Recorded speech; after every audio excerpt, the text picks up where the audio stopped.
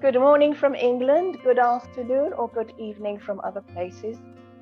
So, my name is Suzanne Zacharia. Thank you very much for coming. I am an EFT tapping master practitioner and trainer, and I just love EFT tapping because it's so quick at releasing trauma. So, the subject of today's class is how to improve your confidence by letting go of childhood parent abuse or neglect events. And by parents, I also include guardians in that. So let's see, I've done a little list here for you. But before I do, I just want to explain EFT tapping for those who don't know. And in the recording of this, I will have a link to a free EFT course just for the basics if you want to learn how to work with an event safely on your own. Okay, so EFT is short for emotional freedom techniques, and tapping is the name given because we stimulate certain acupressure points like this one. That's why I leave my neck clear when I do these, because this is a very good point to tap on. We stimulate these acupressure points top of the head, eyebrow, side of the eye, under the eye, under the nose, on the chin, here. And for those whose bodies allow them to, it's side of the body. If you're wearing a bra, it would be the middle of the bra strap, and somehow all men know what this means anyway, so that's fine. Doesn't matter which side of the body you tap on, they are equivalent. And when I tap for myself, I like tapping bilaterally, both at the same time, or like this, and because it feels nice. We also use the karate chop, the side of the hand. There are other points that we use, and just stimulating those points on their own isn't going to do it. It's when it seems to be when we're triggered, when something is kind of brought to the surface, if you like, the tapping seems to short circuit some connections because it's electrical in nature. The meridians connect everything together and we run on electricity. If you don't believe me, and I wouldn't recommend that, try putting your finger into a socket and see what happens. Definitely don't do it, but yes, we are electrical beings. We run on electricity, and this seems to have some electrical activity. And so this is where it comes from. There are many, many acupressure points that can be tapped on. These are the popular points for EFT that I've shown you. So if at some point during today, during my talk, you find that you are triggered by something, the easiest thing to do, you can see they're red because I tap them very hard when I'm demonstrating it. When I'm doing it for myself, I don't tap so hard. You can just stimulate this point. I can just do that and try to breathe from your diaphragm rather than from the top of your chest. And that can help calm things down a little bit. Okay. So I'm very excited about today. In the old days when I was a hypnotherapist and I learned hypnotherapy and NLP, I was trying to get people to be more confident by the installing of positives and trying to relieve the negative in a way that didn't involve the physical because we just didn't know how. And it wasn't so successful. It was good, but it wasn't so successful. So what I found out when I started doing EFT tapping is that you can literally feel the hurt, the upset leave your body as you do EFT tapping. That's what's so special about it, because you can literally feel it leave. And sometimes you just don't realize how tense you were until the tension leaves your body. And you think, oh, I feel better now. So that's what it does. So anyway, let me have a drink and I'll explain how these events in childhood influence our confidence, and then I'll explain what we can do about them. Remember, anytime you're triggered, just tap on the collarbone point. It's where the collarbone ends, just under the neck. Let me have a quick drink. Okay. So there are two things that I wanted to work on today, or to explain today. One is abuse by a parent, and the other is neglect by a parent. And again, by parent, you can take guardian to be part of that. So either the abuse or neglect can be with words, or it can be with actions. Neglect tends to be with inaction, but you know what I'm trying to say.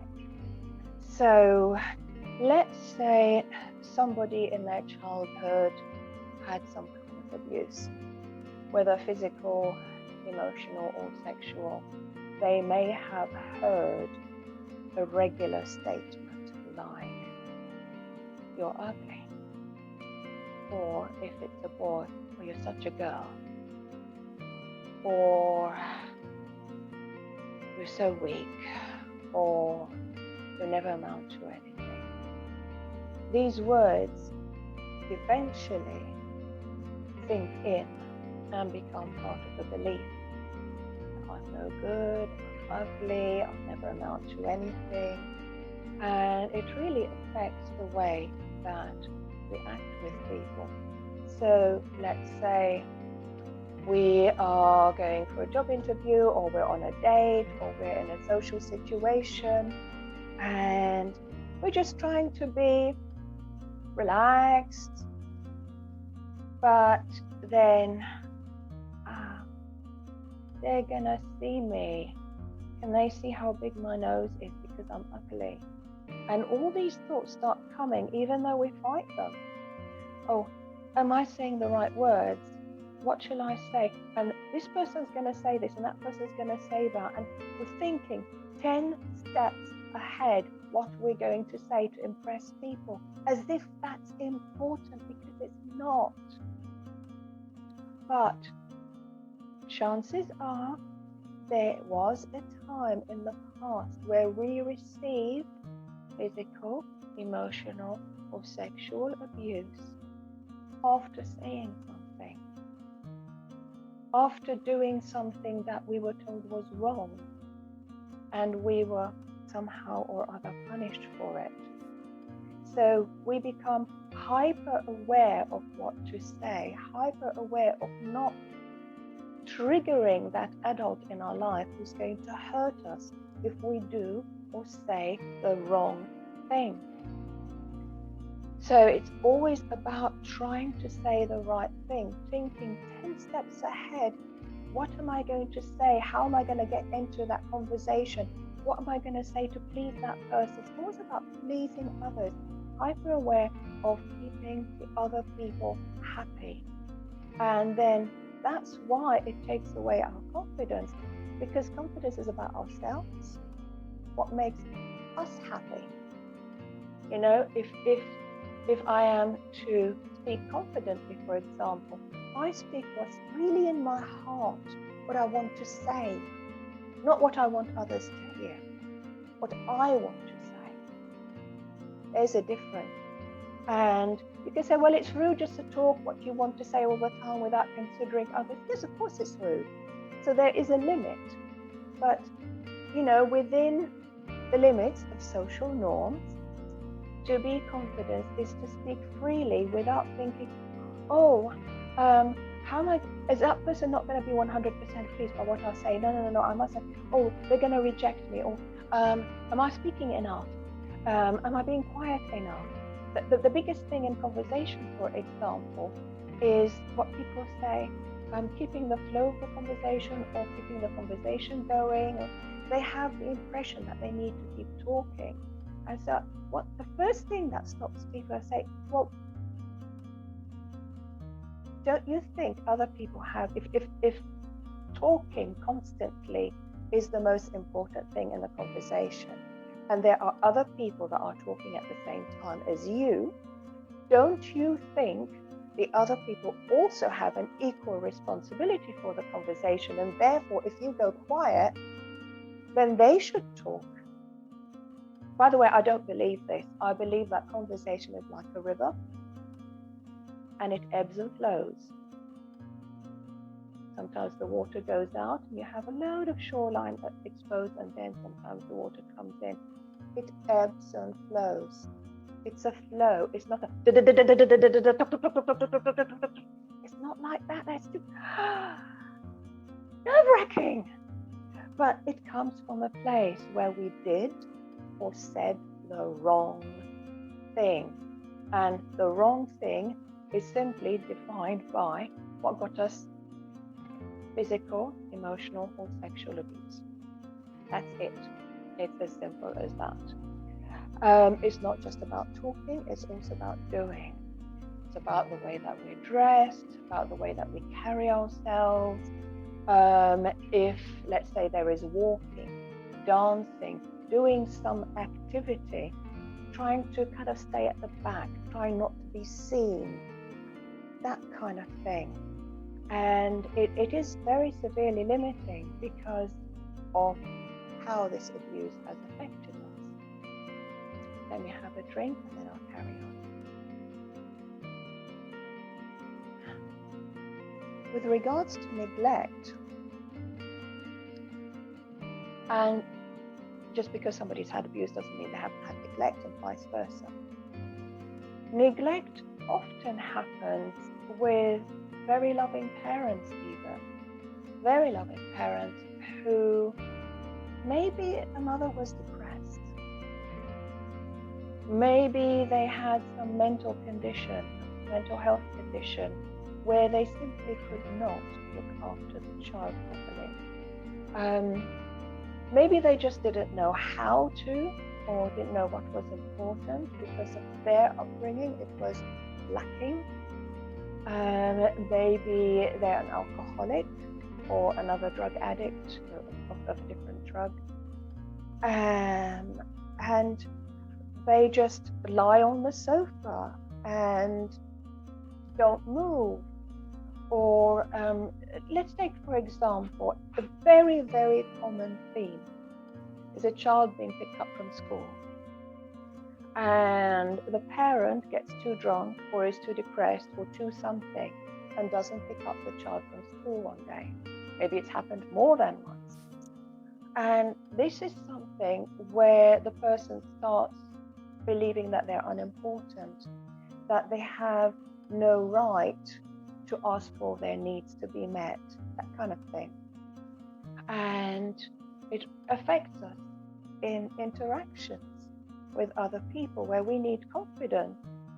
But if we feel we have no right to speak, if we feel we have no right to do, it depends on what we're doing, whether it's walking, running, dancing, talking, eating, whatever it is that we're doing, we need confidence.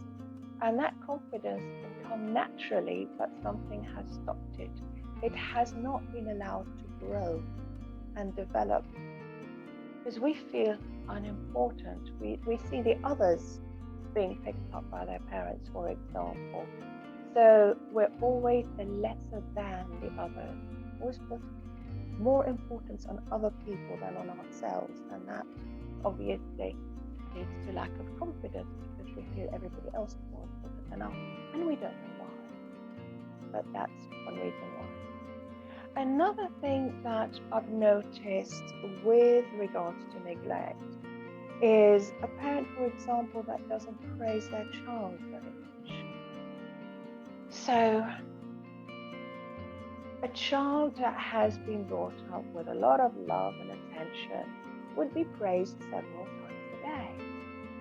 So for example, for girls, oh, look how pretty you are, look how clever you are. For boys, look how strong you are, look how clever you are. It's lots of praise. lots of praise. Oh, that looks really nice. That's very pretty. That's very, very attractive. That's lovely. That's very clever. Oh, that's really good of you. Oh, how did you work that out? That's amazing. And things like that come naturally to so many parents, but for some parents it just doesn't happen. So the child grows up not learning how to appreciate themselves, not learning their good qualities, because those good qualities were never mentioned or were very rarely mentioned. So, and then that person, when they are in a situation where they're trying to act confidently, they don't appreciate their positive points at all. They may think themselves inept in some way. And that's because they've never been taught that they are good enough. And, all those incidents where there was a lack of praise are things that can be worked on. All those incidents when a drunk parent didn't pick the child up from school, for example, just pick one and that can be worked on. Another thing with neglect is neglect to feed on time, neglect to awaken on time, neglect to put to bed, neglect to wash, neglect to anything. And that makes the person feel not important enough compared to other people. And so you can imagine a situation where we're trying to be confident and there are other people there. Of course, that confidence is not there because we're comparing ourselves to others and we're not as good because they are worthy of being washed before they go to bed and go to school smelling nice, but we're not. That kind of thing. Things also like attending a school play, seeing all your friends' parents there during the school play, but your parents are not there, for example. That is an event. And I'll talk more about events in a minute. And that can have a severe knock on somebody's confidence. So I hope this small selection of events has given you an idea. And by event, I'll explain what I really mean. Let me have another drink first.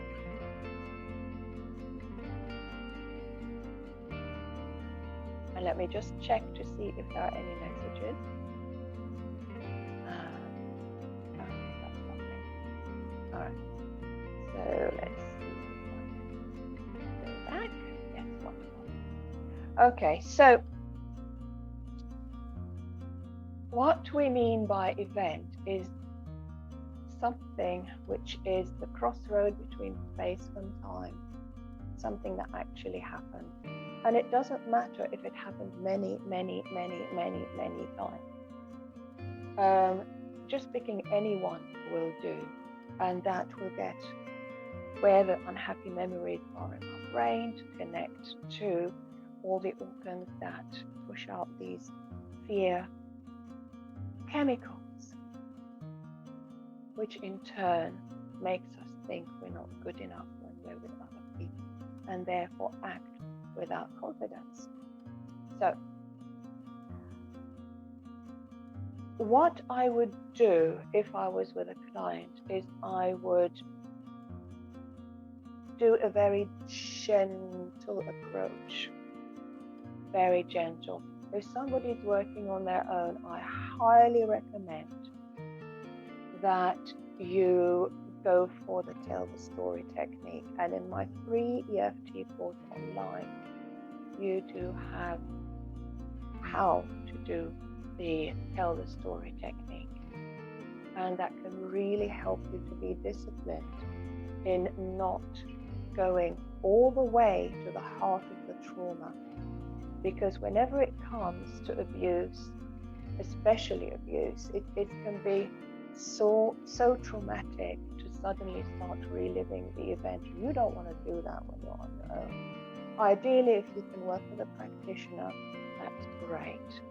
But failing that, you can go on to the tell the story technique, because that chops up the event into tiny little pieces that you can only deal with one piece at a time, makes it a lot less daunting.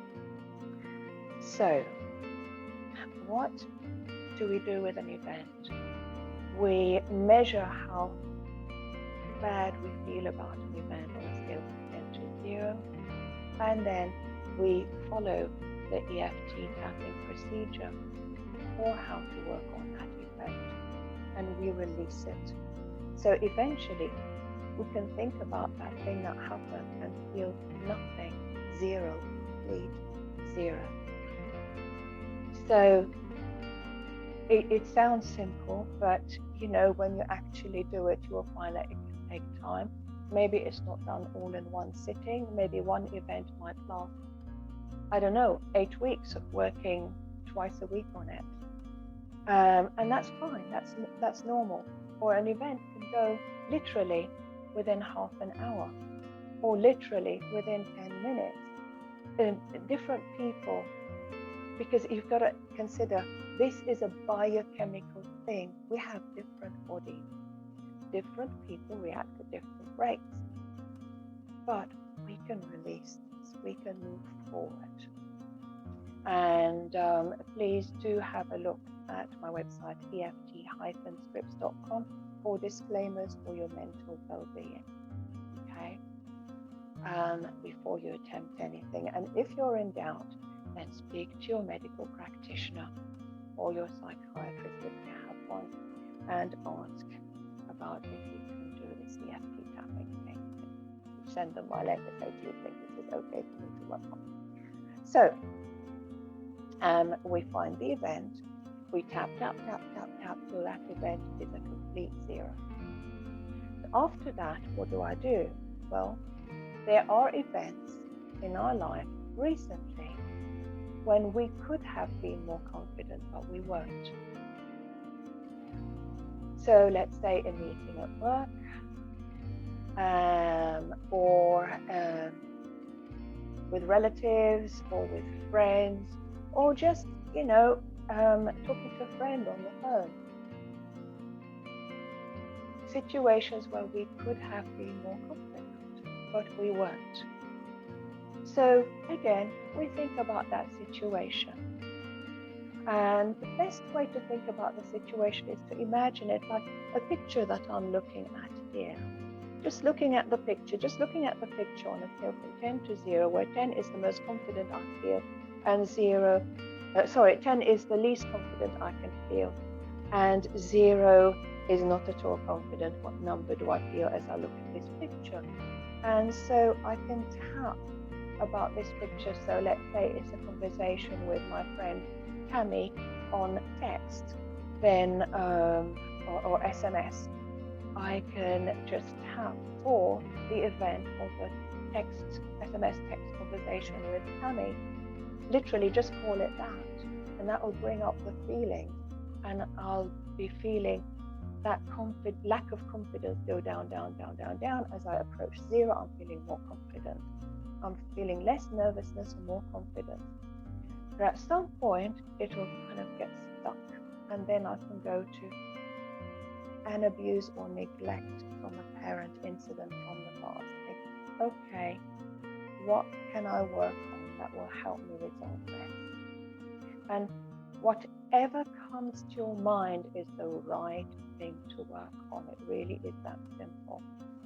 Even if it seems like a silly little event compared to all the others, trust what comes to you.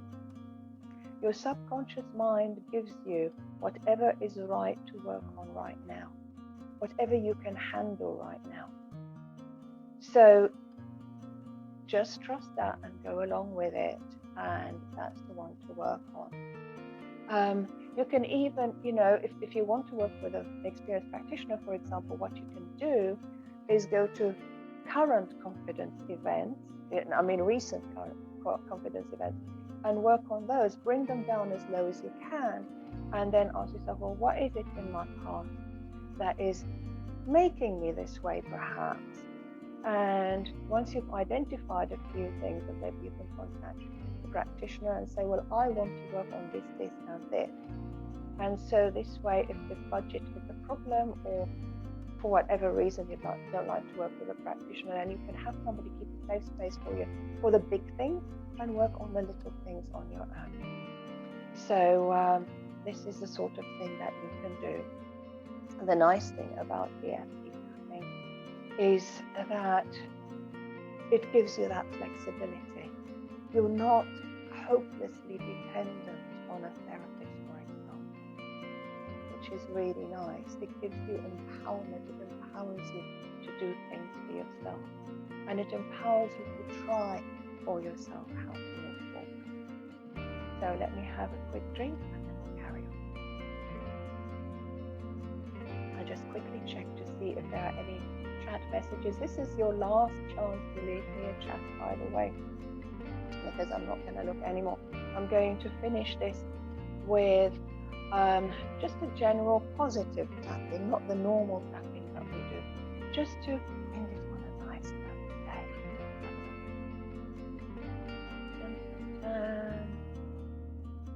Okay, let's see. No, that's fine. That's okay.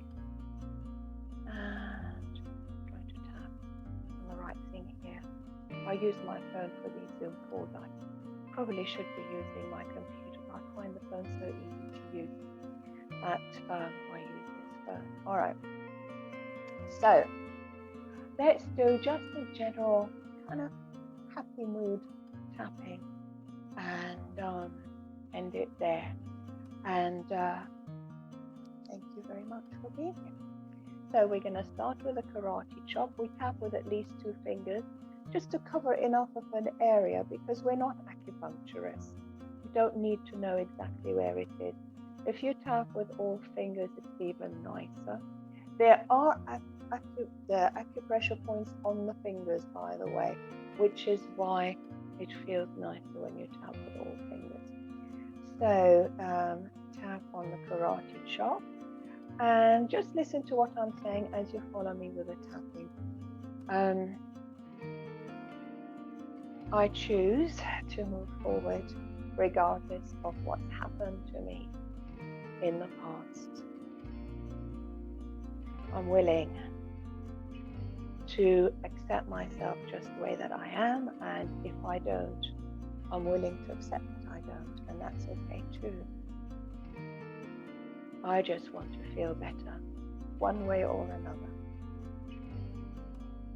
And then on top of the head, just here where there's this swirly thing at the top of your head, tap, tap, tap, tap, tap. I tap in this motion because it feels nice. If it feels nice, that's an added bonus. Some people tap like this, and some people kind of rub this area, and that's okay. Whichever is easier for you is fine. If you can't reach there because of some kind of disability, you just tap on whatever point you can reach.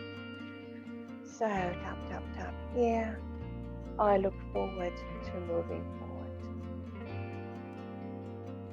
And on the eyebrow where it meets the nose, I look forward to feeling better. And the side of the eye.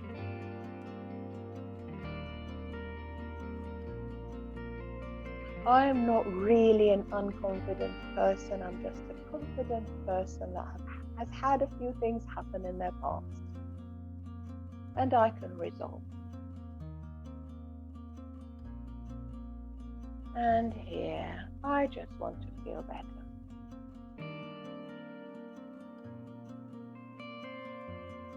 And here, I look forward to moving forward. And here on that line in the chin, tap, tap, tap, tap.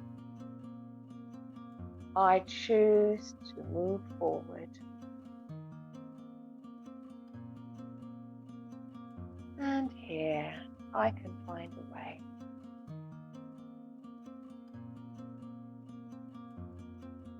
And here, I just want to feel better. And have a rest, maybe have a breather, have a stretch. Oh, it's nice to have a stretch after tapping. Okay, thank you so much for attending today. I hope it has given you some ideas. And like I said, I'm going to, in the recording, leave, it'll be on YouTube, and I'm going to leave the link to my free EFT course that's on YouTube so that you can connect to it and do it if you want to. And certainly you can ask me any questions. Once it's up on YouTube, you can ask me any questions in the comments as well. I'm always happy to answer them. No question is too big or too small. Have a lovely day or evening further, and I look forward to next time. Bye-bye now.